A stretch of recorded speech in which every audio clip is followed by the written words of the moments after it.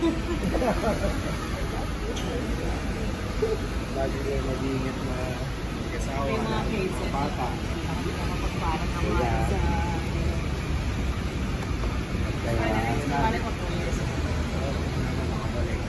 Naipon naman, babalik ako naman. Naiyak ka ha?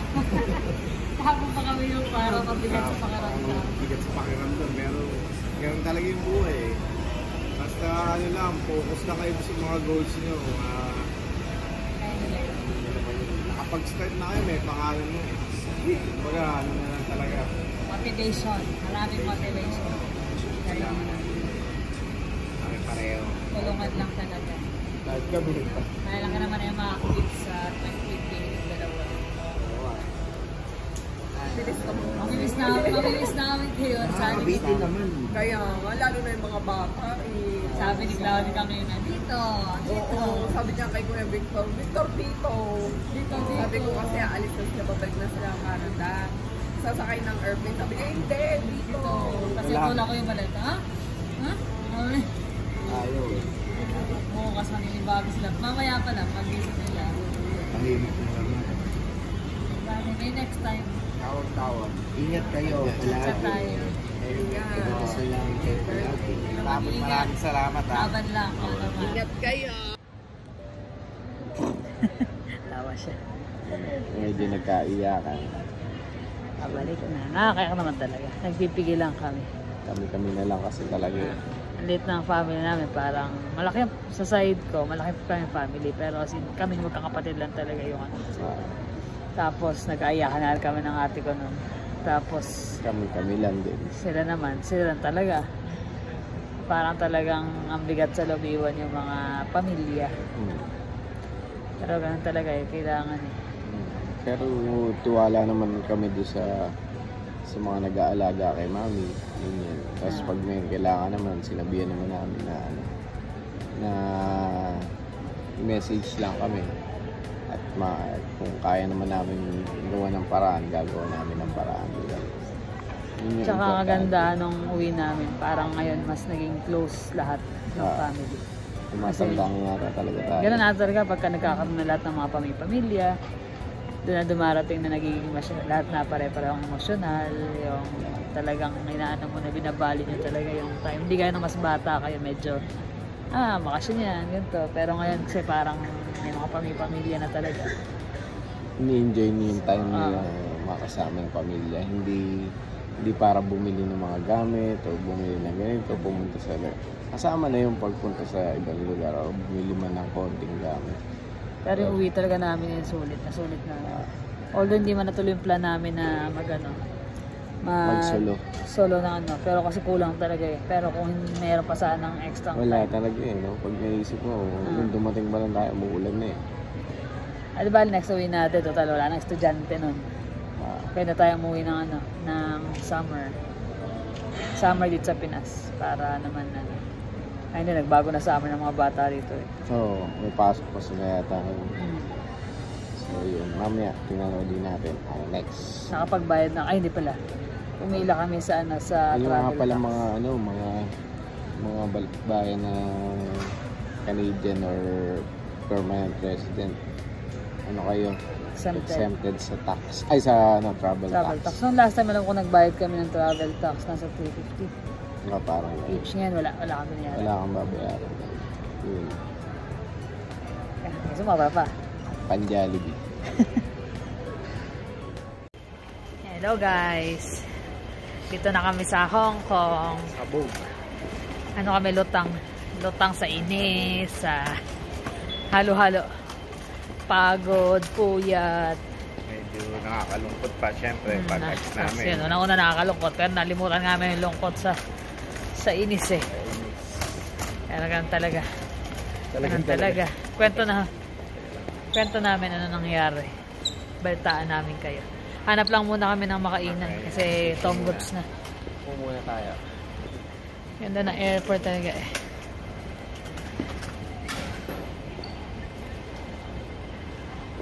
Mamaya pa kami, 5 hours ang layover namin dito sa Hong Kong. Kaso magpapapalit tayo ng pera eh, no? Kailangan natin magpapalit. exchange. Kasi wala tayo.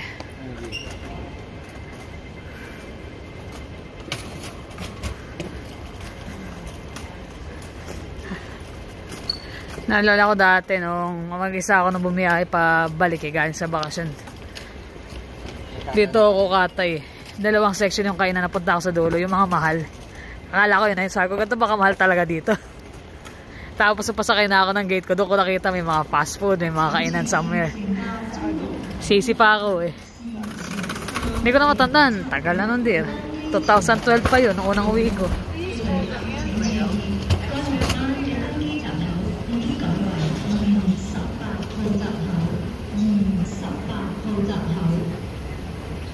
Attention please, passengers for CZ307621. Please note that the departure gate is Mga condominium ata yun. Sa kabila. Tayo sa kabila. Kasi pa tayo. Kasi may tao eh.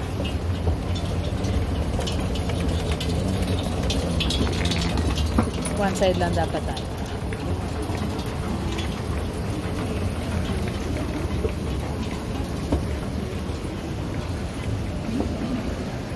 Nasa tabi ng bundok yung mga building eh. Oh. Ito yung airport na rin dito eh. No? Laki. Ito tsaka libot ng bundok. Ah.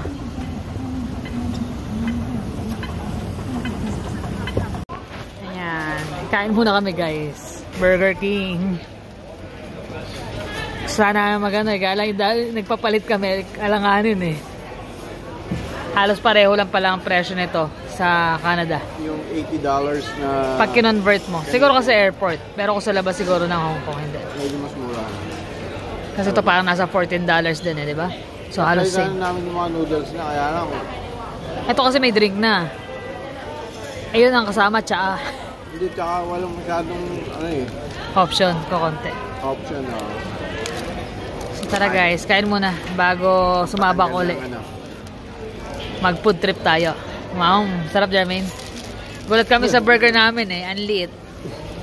Burger niya, ang laki din. Oo nga, ba't ang liit na to? Saan to? Pareho kami maliit. Yung sa'yo malaki.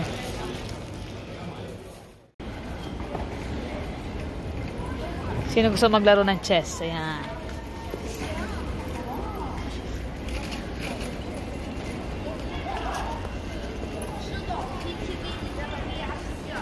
Ganda rin talaga ng airport ng Hong Kong. Ang laki. Nasa kabilang side kami. Nasa kabilang side pala yung gate. Ngayon lumabas yung gate number namin.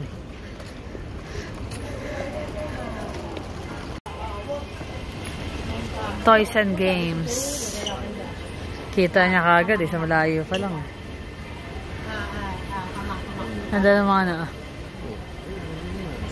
Hindi natin nakita to, ano? Oo, mas maganda na. 55 bucks.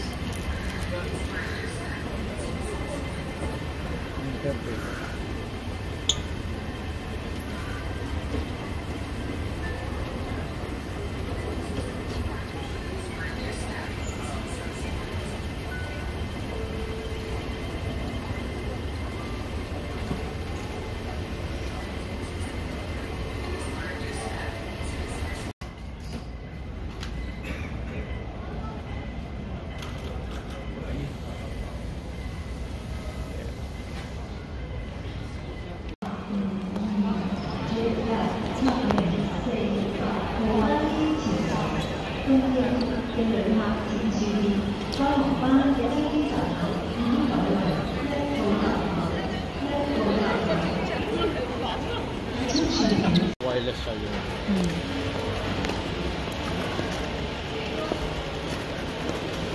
Sarap maglakad-lakad eh. Lakad-lakad. Gucci, Jermaine. Gucci. Mahal yan. Di kaya. Ito pala yung palitan. Diyan, sa ganyan ka nagpapalit kanina? Sa ganyan ka nagpapalit kanina?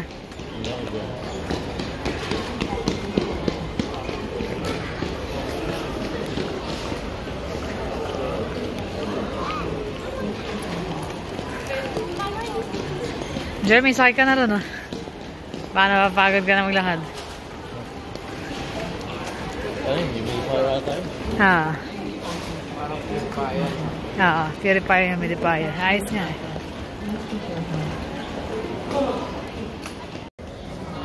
Yes, waiting na lang kami ng flight namin pa Vancouver. Isang oras na lang. Mahigit sa kalahati. Long way.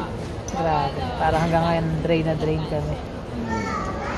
Drain kasi pagdating pa namin ng Vancouver hindi namin alam paano kami punta ng Calgary. Nakwento mo na ba yung hindi pa? Na hindi pa. Hindi pa pala. Nangyayari. Yung mga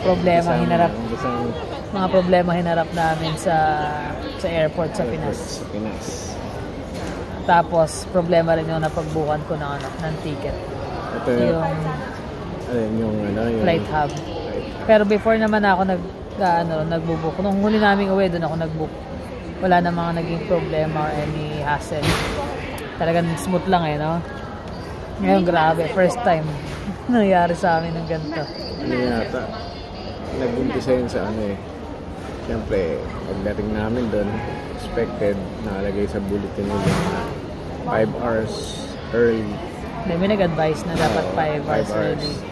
Kasi nga haba eh. Laging haba ng pila eh. So, punta kami ng 2 o'clock. Ginising namin sa Manila. Si Doc. Nag-advance namin ng konti pa para sure talaga. Pagdating dito, ng 2 o'clock, nagpaalaman na. Pila na. Wala pang tao masyado.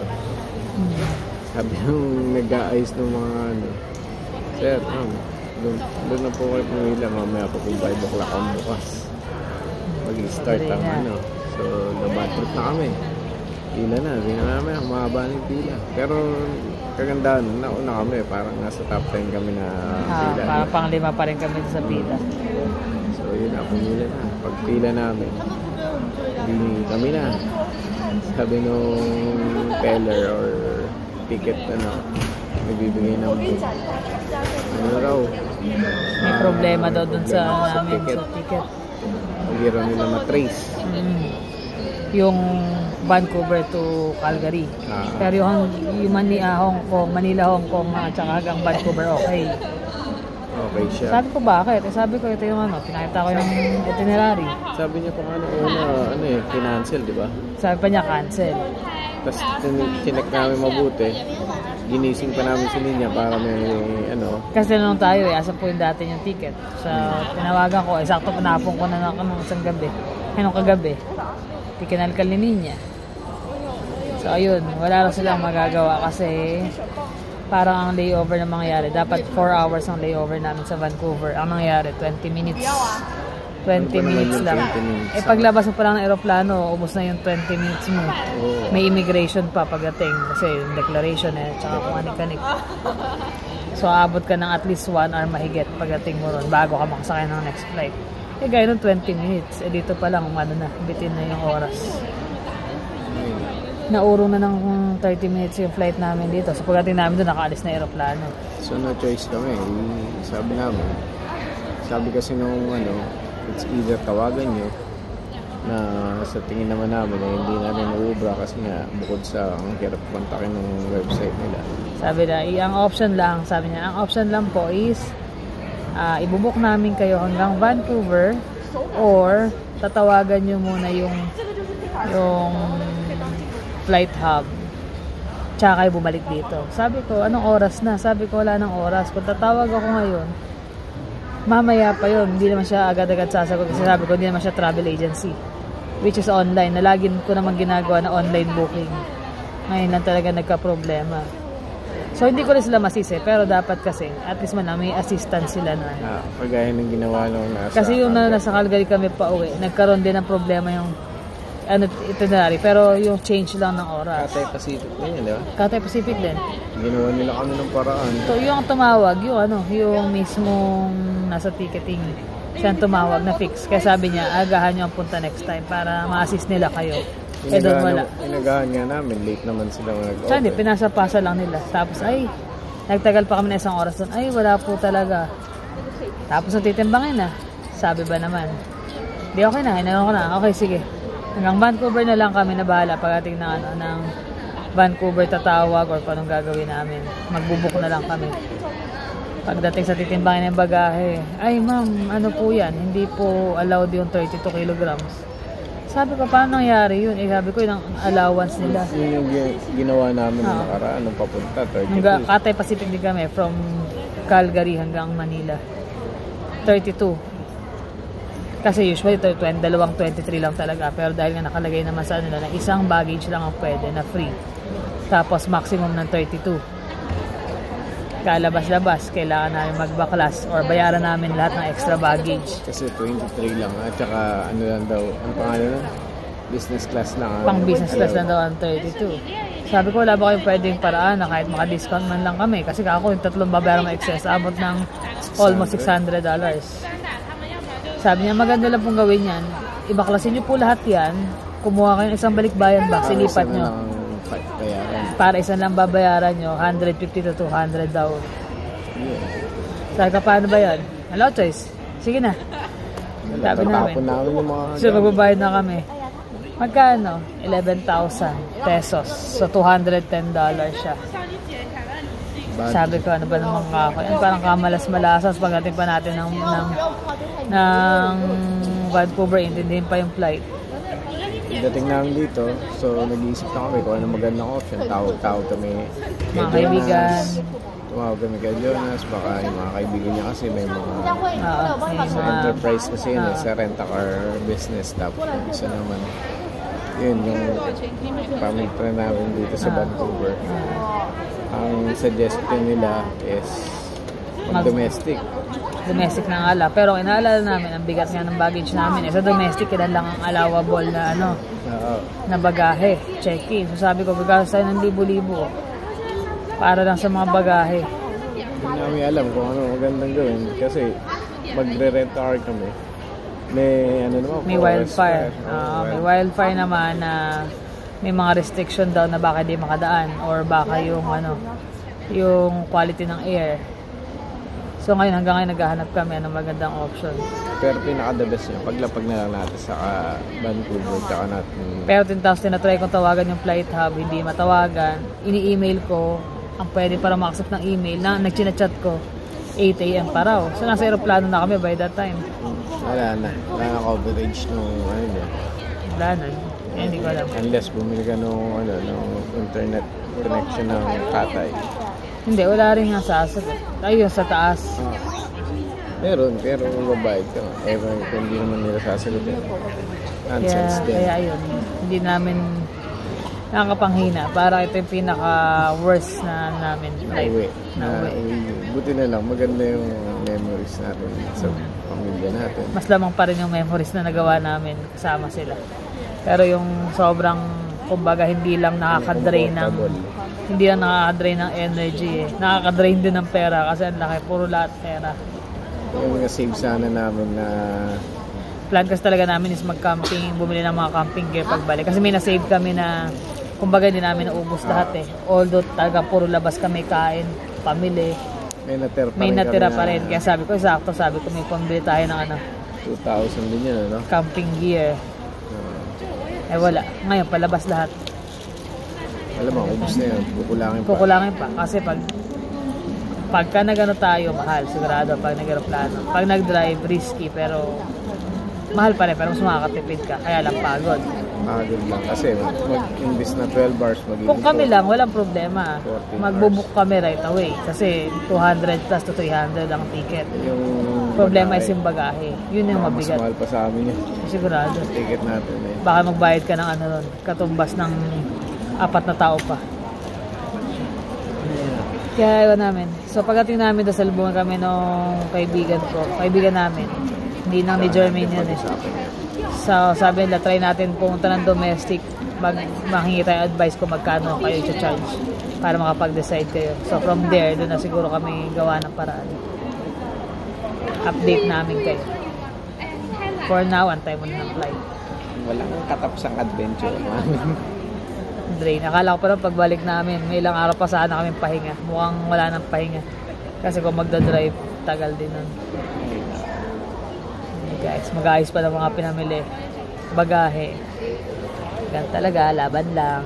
talagang lagi sinusubukan. Yan talaga. Hindi pwede maging comfortable. Lagi merong something. Pero Okay ganun pa man, tuloy lang. Kaya. Ah, Sabi ko nga doon sa nakaraan, nung naligaw kami doon sa basta may pera, tsaka may pagtatanungan. may problema may pera eh, lalo dito. Hindi basta-basta sa Pilipinas, mas mura-mura eh dito. Yun lang, kasi aeroplano, Ngayon ang involved talagang malaking pera na eh. okay lang yun. Kaya pa yun. Laban lang. Antok pa kasi wala kami halos tulog. Nakakatuwa rin dito eh, ang daming tao, tapos Dami mo nakikita. daming makakainan, ganyan. Later na lang ulit guys. Yan na guys. Nakaano na kami. Nagawa ng paraan yung flight. Nakuha sa pakiusap. Sa pakiusap, hindi ko na-vlog tuloy yung kaibigan namin na minute namin, si Milet at saka si Ricky. Oo nga eh. Hindi ko na kayo na-vlog tol. Pasensya na. 30 minutes na lang. Sinulit namin kasi nag-antay rin sila ng matagal. Nahiya nga kami kasi napag-antay namin sila. Sinamahan lang kami hanggang matapos yung Sobrang booking. bait ng mag-asawa na yun. Lagi nyo. Siyempre naman. Tagal na. Bata pa kami. Bata pa sila, magkaibigan sila. Hanggang ngayon. Kambal ng tadhana. So ayun. Kaya finally na-i-rebook yung Ayun, sa gilid. na-i-rebook yung Ilalim. flight namin. Kasi kung hindi, kailangan namin mag-drive. Ang hirap lalo daming sunog. Dami sunog, tapos wala kang nagpapahiram na across the province. Iba talaga yung mga rito, yung sa mga ticketing. Talagang ginawa nila ng paraan para kasi pagdating namin close na, wala na. Pero yun sabi nila, wala nang flight na ganun, di ba? Oo, sarado. Tapos hindi makita yung pangalan namin sa flight na umalis. Sabi niya dapat yung Cathay Pacific ang nagagawa niyan. Yun nga eh. Buti na ginawa. Mabait yung mga nandito. Sabi niya, sige, bubook kita. So, nagbayad na kami ng extra baggage na isa lang. $52. $52 samantalang sa 200? 200 sa Pinas. 210 USD pa. Ano ba, domestic naman, pero still mahal pa rin, di ba? Ay, Ayun. Dito na, finally. Malapit na makauwi. Ngarag na mga itsura namin. pagod na. Pagod. Gabi nga, sabi niya nga kagabi, hindi raw siya nag-enjoy doon sa flight kasi natulog lang siya. Tulog kami pare-pareho. Never, hindi ko nabuksan yung monitor para manood Dati nanonood pa ako, gising, tulog, merienda yun, talagang tulog. Na kasi ko na parang na-drain. Kakaisip. Kakahanap ng paraan para Makauwi kami. maayos. So far, nagawa ng paraan. Kaya kailangan talaga huwag kang mahihiyang magtanong, makiusap. Pag ka mga ganyang pagkakataon para makahanap ka ng solusyon. Binigyan pa rin kami ng chance. So ayun, kita-kita na sa Calgary ulit.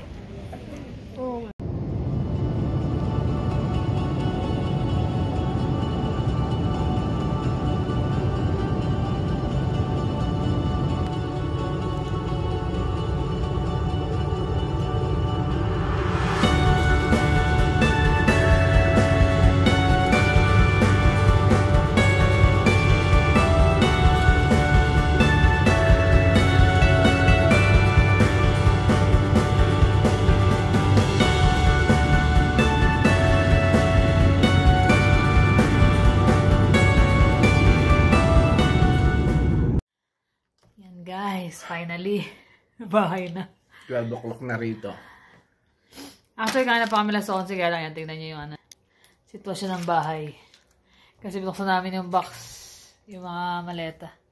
Pero wala mang bukas na yung matatapos. Ang dami tinitiklo, mga sinesegregate, panadala. Dahil nga nagkahalo-halo na. Grabe, pagod Pagod. Pero just imagine kung natuloy kami na hindi kami nakasakay doon at nag-drive na lang kami. No, 13 hours, 14 hours yun. Pero syempre, kung magkano rin yung price ng kung mas makakamura na ang flight, magpa-flight na lang kami kasi mas madali. Pero yun nga, swerte at natulungan kami sa Air Canada. Yun ang pinaka-bad experience namin. Kasi yung Cathay, nung papunta kami, problema sa bagahe, na 30 plus yung bagahe. Inalaw na lang kami ng 32. Pagdating sa Pilipinas, hindi kami allowed. 23. Hindi nila inano. Saka nakalagay sa website kasi nila. Oo, nakalagay sa website nila 32. Kaya lang, syempre naman nakapagtalo. Doon pa lang start na. Tapos hindi nila makita yung flight namin ng Vancouver to Calgary. Problema uli, inaccept na lang namin para nga kasi mas madali na gumawa ng parang pag nasa Vancouver kaysa yung hanggang Hong Kong lang kami. Mas malaki problema. Tapos mahal na ticket din pati. Kaya yun na lang. Basta yung whole namin, trip namin talagang problema. Thankful na lang kami talaga na nakatawid kami. Nakalusot. Bagsak agad lagi pagdating sa waiting area. Tulog. Kasi parang isip, tapos rush. Tapos yung flight parang every time, o ganito lang ang pagitan. Tapos pag nakapwesto ka na ron, sabay hararush ka, sabay delayed. Oh my goodness, sabi ko. Delay na-delay pa kanina. Kaya inabot kami ng ganito kagabi na. Tapos sinundo na lang kami ni Jonas. Tapos hindi naman kasi sa kotse. Nag-Uber kami ni Jermaine. Pero sobrang thankful kami kasi nakauwi kami ng maayos. Safe. Maayos yung bagahe, maayos kami. Kompleto naman yung bagahe, wala na problema. Hindi na nila binusisi pa. Yan. Namiss din namin itong bahay. Namiss namin yung bahay. Tsaka yung ambience nung pagdating mo pala sa airport. Malamig. Yung lamig, masarap Sakto, yun yung feel 15. Plus 15. Kaya sabi ko sarap. Na-feel ko na. Although, syempre, miss namin ang family sa Pilipinas. Nag-enjoy talaga kami kasama ang family. Kami. Sulit na sulit talaga. Tapos nag-update sila tungkol kay mami. Nakakalungkot. Pero... nagagalit eh. Tapos tinatanong nila, hindi raw alam kung bakit siya nagagalit. Naiinis daw. Ginagawa nila, sinasayaw-sayaw na lang ng mga Wala talaga, nakakuha pa nilang maano. Pero sana malimutan niya na yung presence muna namin for a while. Kasi nasanay siya na doon, na dumadalo sa kanya everyday. Everyday. So, tatawag-tawag kami. Pero, yun nga, sana nga, maging maayos ang mga sitwasyon nila doon. Kahit sila niya, sabi, empty raw yung Dati kasi lagi puno lagi, naghaharutan kami ng mga bata. Sana nakatambay talaga tayo sa baba lagi. Tapos, usually, aga namin nagigising. Umaga pa lang, bukas na yung TV, nanonood na kami ron. Tapos, luto. Hanggang gabi kami, nanonood. Akit na kami pag matutulog na. Ngayon daw, wala. Malungkot. Pati mga bata na miss namin. Mga kapatid ko. Yung ate ko rin, malapit na rin umalis yun. Miss din siya sigurado ng mga bata.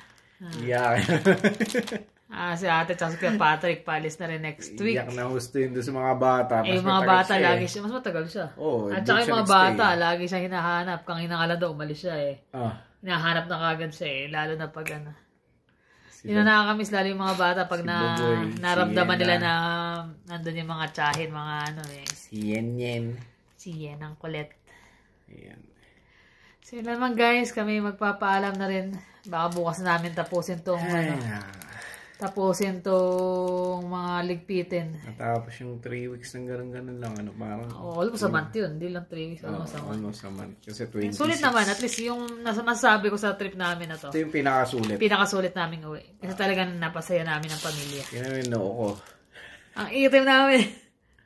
Nog. Pero saglit lang yan. Sa init ng araw. Saglit na yan. Puputiin na kagad dito. Pero sulit sa kain dun Laging busog ngayon. Sanay naman ang laging kumakain. Ay, naman. Paano guys? Salamat uli. Maraming salamat. Thank you for always watching. Please like and subscribe. See you in the next vlog. Bye.